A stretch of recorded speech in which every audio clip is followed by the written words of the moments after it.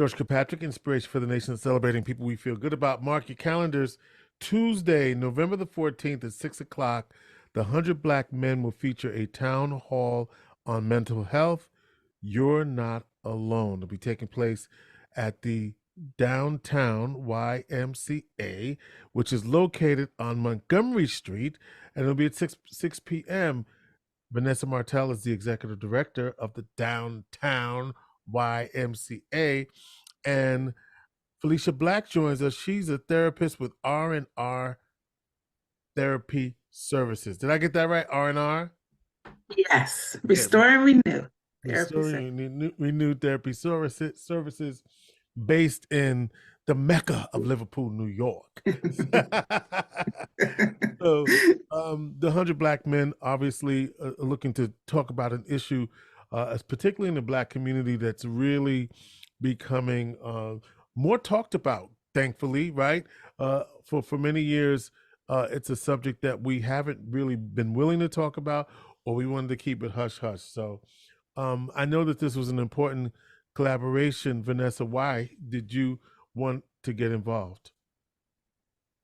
Well, this is a topic that's really near and dear to my heart personally, as a woman of color watching family members struggle and maybe not want to talk about it, as well as seeing all of the issues that we have right now that just keep bubbling up. And COVID seems to have made it even worse. And the downtown YMCA also has a men's residence that definitely helps men that are at a high risk for homelessness.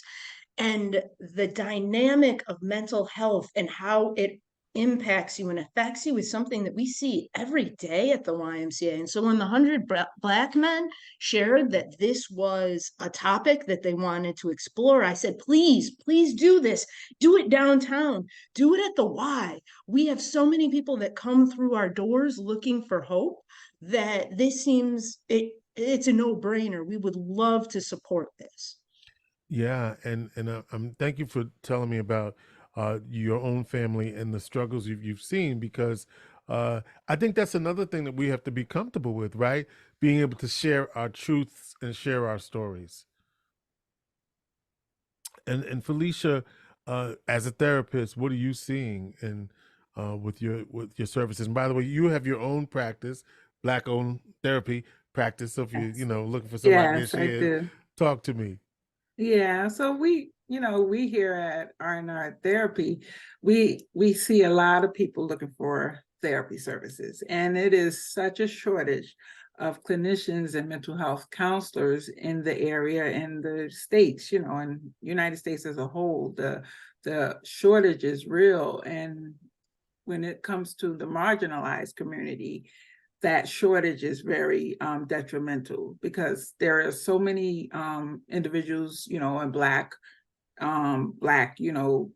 individuals who need therapy, who the stigma that I don't want to go to therapy, culturally, there's been a stigma about mental health, and we don't tell people what's going on. What happens stays in the home. So being able to have these people come out and provide services for them to holistically meet their needs, not just mentally, but physically, spiritually, and emotionally, so that they are healing in a holistic environment and safe environment is key. So we at R&R Therapy, we try our best to do that, and we're opening up services more so to meet that marginalized community. And it's rough because of lack of transportation, that them trying to get where they need to go, a lack of services or resources that provide for these services is not available for them.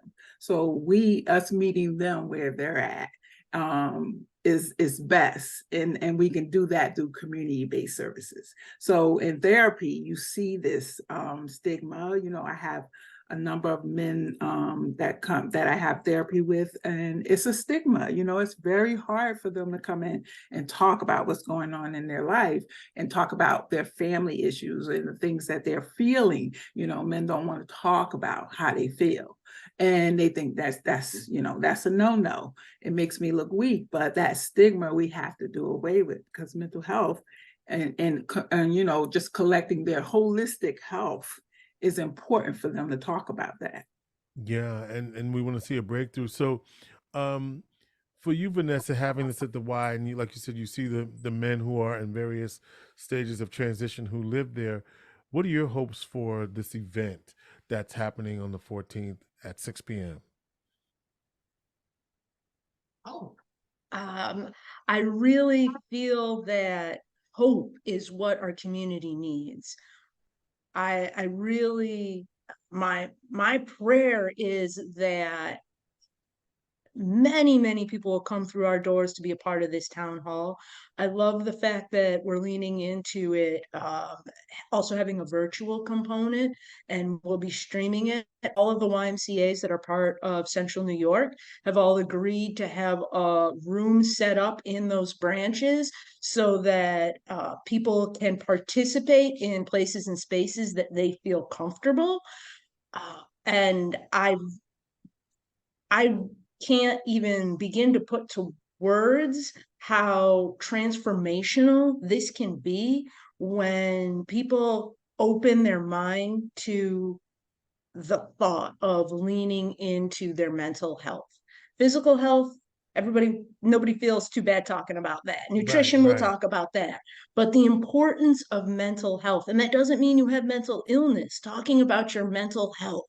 This is just, it can be transformational. So So give me some ways then, whether it's you, Vanessa, or you, Felicia, give me some ways that I can feel comfortable talking about my mental health. Because the minute you say mental health, immediately, right, it's like, oh, wait a minute, right? So we have other words for other things, right? You know, I work out, I get physical, you know, but we only have one way to talk about mental health, and we don't.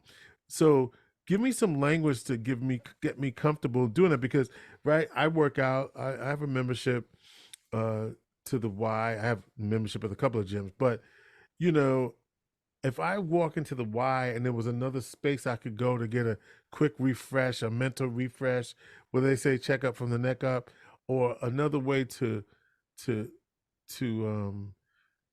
decompress from the day, if there was a space I could do that, I might take advantage of that if I knew it was safe, accessible, and I could be with other people where I would feel comfortable. So, what's the language, Felicia, that will help make this more accessible to people where they don't feel the shame, especially for men? I was sharing with you too that this is particularly important for men because this is timely in that um, I was saying that Courtney B. Vance and Dr. Robin Smith just wrote a book about Black men identifying their pain and reclaiming their power.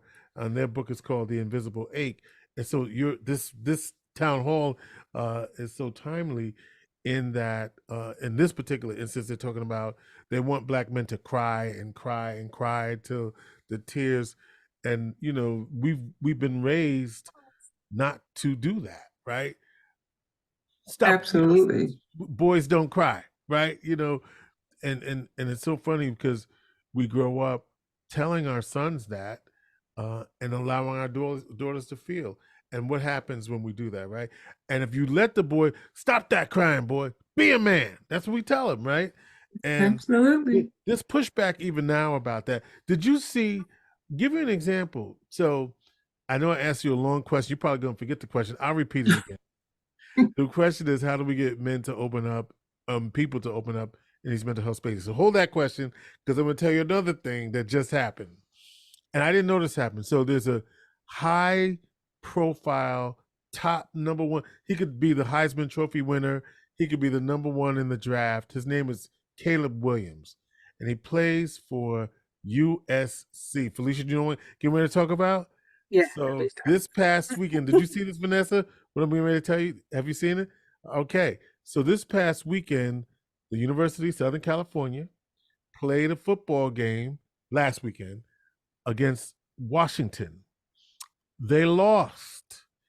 After the game, the USC quarterback, right, Caleb Williams, jumped into the stands into his mother's arms and cried. And I mean an ugly cry, right? So mom, and this is how unused, this is how, the world is watching, right? So mom doesn't let you see his face. Mom puts a paper up so you can't see, but you can see he's like convulsing now at this point. The backlash online was swift and immediate, especially from those who like, he's weak, he's a P word, he's a this, he's a that, because how is he gonna, and if he can't, right? Immediate castigation of this young man. So when we see that, right, how is any other man gonna be comfortable doing that when this young man just expressed the disappointment and that loss, and was so overcome that he went into his mother's arms and cried?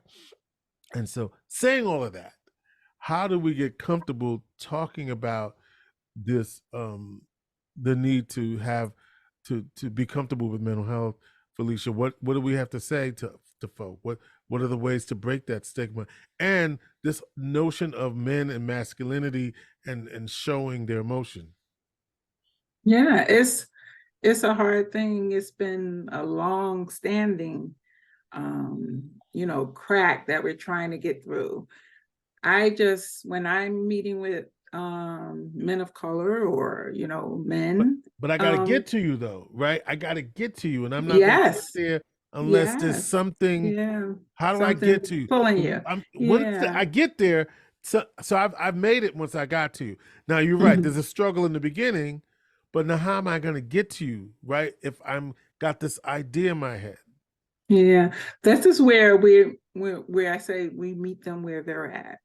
You're coming to them, you're talking with them, whatever programs that are going on in the community that they're comfortable at attending, like the YMCA, being in spaces. I meet a lot of people in the community and talk to them, and they find out I'm a therapist. Oh, you're a therapist. They want to know more about that. And also asking them, well, how are you doing? How are you feeling? People want to be asked that.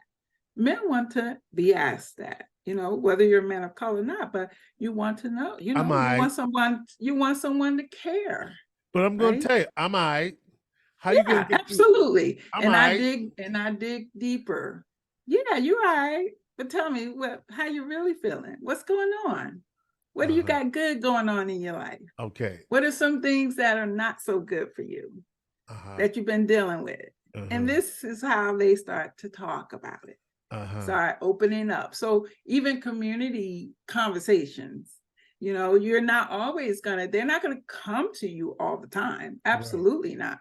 And if they do, it's out of crisis.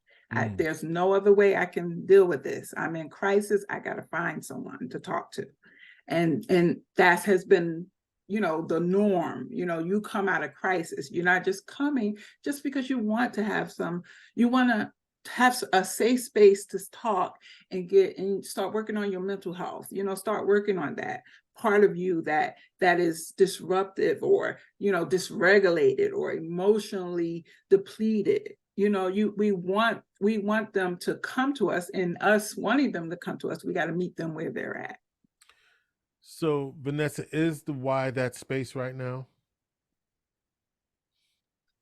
Wow, you just go straight to it.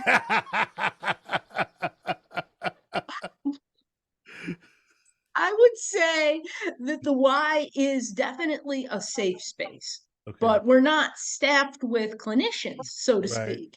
So it is a beautiful place to have, to make meaningful relationships, to build a sense of belonging, and a space to help break down the stigma, because we really lean into holistic health at the YMCA. We talk about spirit, mind, and body. They're all connected.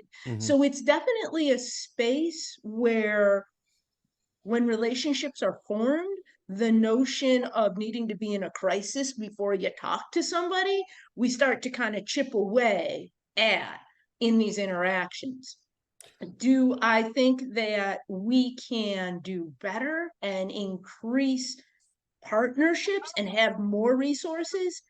Definitely. If we're not growing and we're not open to serving more and differently, then what are we doing, right? I know that's right. So that's how I feel about it. And I was really thinking about, and it doesn't have to be all about, well, with all due respect to the clinicians, I'm not even really talking about that so much as I'm saying creating community that allows for the conversations to happen in a safe space and manner. So that could be anybody facilitating that if they're trained properly to lead a discussion. Certainly a clinician being present even in those discussions would be helpful. But I'm even talking about going down the line, maybe creating these little spaces and communities. So we have a group that meets every Tuesday at 6 o'clock or 7 o'clock or whatever, a check-in, down at SIAC or something, hey, which is a part of the Y. And, but somewhere where in other words, let's create safe space zones where you can go check in with somebody and just because the thing is, one of the great things about a YMCA is it's a place where I go to relieve stress. If I'm up on the 3rd, 4th floor playing basketball, or I'm down in the basement lifting weights, you know what I mean? Or I'm up on the top doing cardio. I see you ain't know I know all of that, Vanessa, but Yeah. I'm there. I know what it is. But I guess that's why this forum on the 14th at 6 o'clock at the YMCA is the town hall for mental health with the 100 Black men. It's called You're Not Alone, a town hall on mental health at the downtown YMCA.